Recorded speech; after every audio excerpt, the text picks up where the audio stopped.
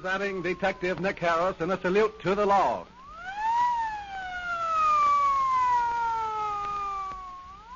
Ladies and gentlemen, we again take pleasure in bringing to you the eminent Los Angeles criminologist and president of the International Secret Service Association, Detective Nick Harris, in another true life story proving to the youth of today the folly of committing crime.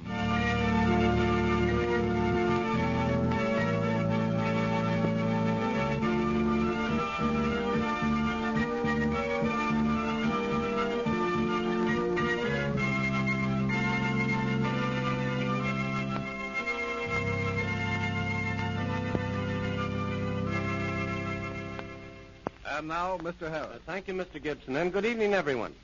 Today is Memorial Day, and I have chosen a story which I will call The Altar of Sacrifice. The facts were recently given me by a retired captain of police of an eastern city, and concerned this very day.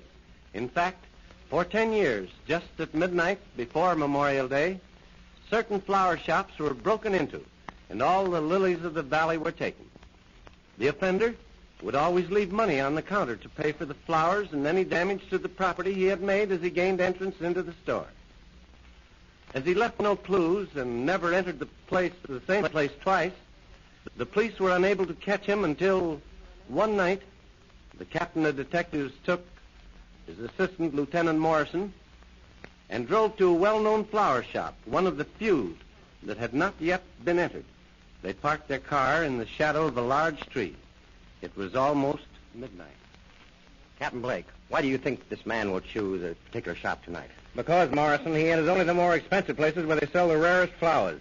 And this is the only store of its kind that he hasn't already visited. You say you've gotten in touch with the owner of the shop and have had him advertise in the papers and over the radio a special sale of lilies for Memorial Day? Yes, I figured the man would go to the store that had the most of the flowers he wanted. If you look at the window, you'll see a big sign advertising the sale. If you succeed in catching him, it'll be quite a feather in your cap. I'm not doing this for glory. I believe there's something more in this case than the love of flowers. I think a deeper crime is involved. But why does he take lilies of the valley? Those are flowers a woman would choose. Rather than a feminine choice for a man, I should say. That's what I'm hoping to find out. There's a man coming down the street now. He's stopping to look into the window at the sign. And it's just midnight. Want me to get out of the car and question him? No. Wait till we see what he's going to do. He's going around to a side window. He crashed it. Yeah, let him enter. We'll get him when he comes out. I want to get him with the goods. Let's go. We'll wait for him by the window. He's got his arm full of flowers. He's put something on the counter and he's coming this way. That must be the money. Grab him when he starts at the window. Take it easy, young fella. Let go of me. I'm not doing you any harm. Just stop struggling and no one will get hurt. You're not going to take me to jail, are you? Well, what do you think? Oh, but tomorrow's Memorial Day. I can't spend that day in jail. You should have thought of that sooner. Put the cuffs on him, Morrison, and bring him over to the car. Okay, sir.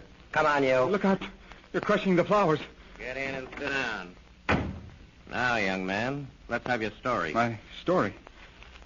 My story? Sure, why not? Why do you always steal flowers on the night before Decoration Day? And why do you always enter the shop just at midnight? Midnight? That's the 0 hour.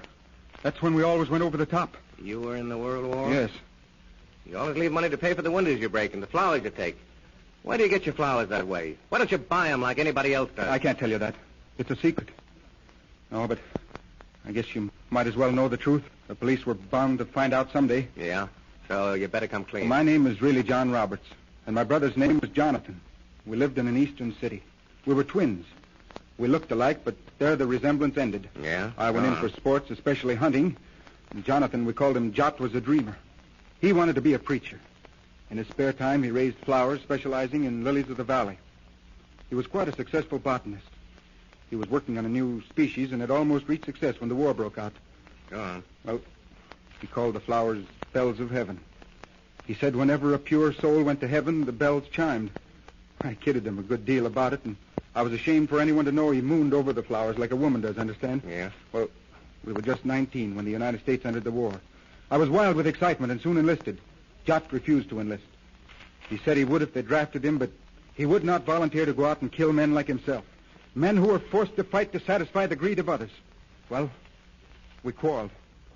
Some of the girls gave us a farewell party the night before we left for training. There was lots of fun and singing of war songs.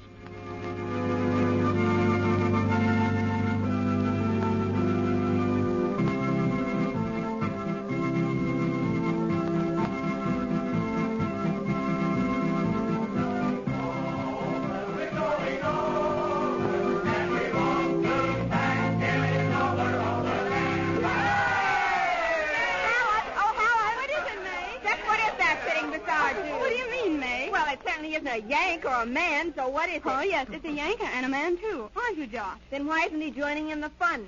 And why isn't he in uniform like the rest of the boys? Why, he's enlisted, May, but he hasn't been called yet. You have enlisted, haven't you, Josh? Hey, John, I was just thinking. It's too bad twin brothers can't be together in the Army. It'll be the first time you've ever been separated, won't it? Yes, but Jot hasn't enlisted. He isn't going. He's a conscientious objector. Why, Josh, you don't mean you don't want to go to war? A conscientious objector? Huh. A pretty excuse for a coward. Bill, that's a lie. Jot is not a coward. Jot, are you going to sit there and let him call you a name like that? He's entitled to his opinion. Why should I fight him if he calls me a coward? That doesn't make me one. Jot, I'm disappointed in you. You're the only one of the boys here tonight that's not in uniform. If I'd have known you weren't going to enlist, why... Well, Bill is right. You're a coward, a worm. A man who won't fight for his country, who won't fight for the right, but stays at home while others go to war is unspeakable. If you were as ill, it'd be different. But you're big and strong, But and you forget, Helen. Jot is a conscientious objector. He just simply can't stand the sight of blood. It makes him so sick. And to hurt anything. Oh, all right. Listen to me, all of you. Listen, I say. Listen. Yes, I do hate the sight of blood. Yes, it makes me sick. No, I have not enlisted, and I'm not going to unless I'm forced to do so. Bill has called me a coward, and I can see by your manners that you all agree with him. If hating war is being a coward, then I am a coward. But you girls sitting here in your party finery, and you boys proud of your spotless new uniforms, playing at being soldiers, what do any of you know about the horrors of war? Martial music, the beating of drums, the goodbyes and the excitement of departure, that is what you mean by war. How many of you here will ever return? I will. Yes, but how? With broken bodies, sightless eyes, and minds clouded by the horrors of war. War, the battlefield, the playground of the devil. Greed, hate, malice, the willing handmaids of the god of war. The lust for blood, crippled bodies, and the agony of body, mind, and soul. Men turned into fiends filled with the desire to kill, and kill again. And for what? Possessions. Yes, material possessions that one sweep from the mighty hand of God would make as nothing. That is war! Just listen to the little psalm-singing pacifist. Why try to hide a craven soul behind a cloak of so-called honest objection? Stay at home and play with your pretty flowers while the rest of us go out to bleed and die for the likes of you. You're young. Shut! If you take his insults lying down, then you're all he says and more.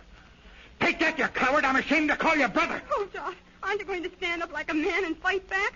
Are you going to let John get away with that slap? Why not?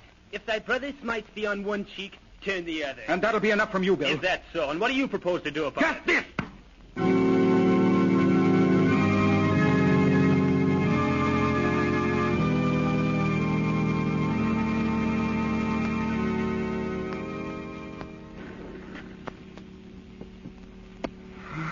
Don't kill me! Don't kill me, please! Easy, Yank. I'm here to help you, not hurt you. I thought you were the enemy come to polish me off. Oh, that's dirt. Are you badly hurt, Obed? I can't tell. I've been lying here for hours in this shell hole. It's my right arm. I'm bleeding to death. I can for you. So dark in here, I may have to hurt you. Sometimes I can't see what I'm doing. I'll bandage the arm up as best I can. All right. I can stand it. Oh, yes. Sounds familiar. I know you. My name is John Roberts. John, my brother. What? I didn't even know you'd enlisted. I joined the Red Cross. I shoot them and you save them. Boy, I'm glad to see you. Water. Mine is empty. Where's yours? Mine's empty, too. There's a dead man over there a little ways. I'll get yours. He won't need it. You can't go out there. You'll never make it. They'll get you.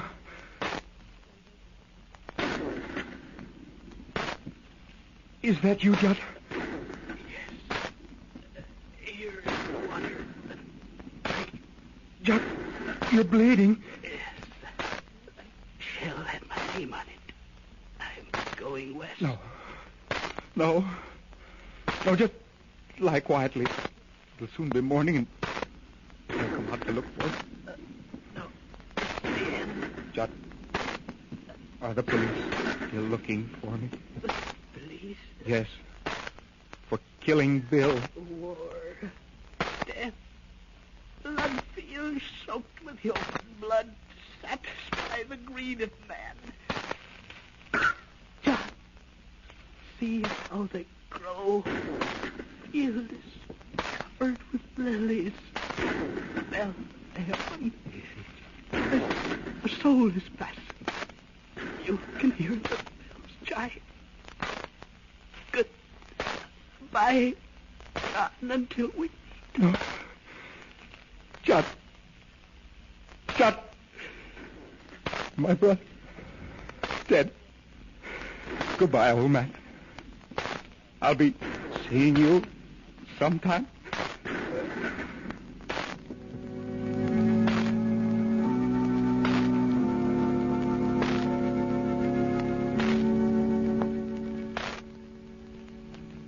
And that is my story. I knew the police would be looking for me when I returned home, so I switched our identification tags, letting them believe that it was I, John, who had been killed. Then your brother went to certain death to get you a drink of water, and you repaid him by stealing his identity. Jot knew that I did not intend to kill Bill. He knew it was an accident and that I struck the blow to defend him against Bill's insults. Jot would have wanted it this way. So you're still hiding from the police. And that's why you get the flowers the way you do to put on your brother's grave. You're afraid somebody will recognize you. No, that isn't the reason. Let not your left hand know what your right hand doeth. My brother is buried somewhere in France. I put the flowers on some soldier's grave. I don't even want to know who he is. Every soldier's grave is an altar of sacrifice. And our Lord said, "Therefore, if thou bring thy gift to the altar, and there rememberest that thy brother hath aught against thee, leave thy gift before the altar, and go thy way. First be thou reconciled to thy brother, and then come and offer thy gift. I have been reconciled to my brother, and he has given me. So I lay my gift at the feet of the unknown soldier in my brother's name, remembering all that he has been to me."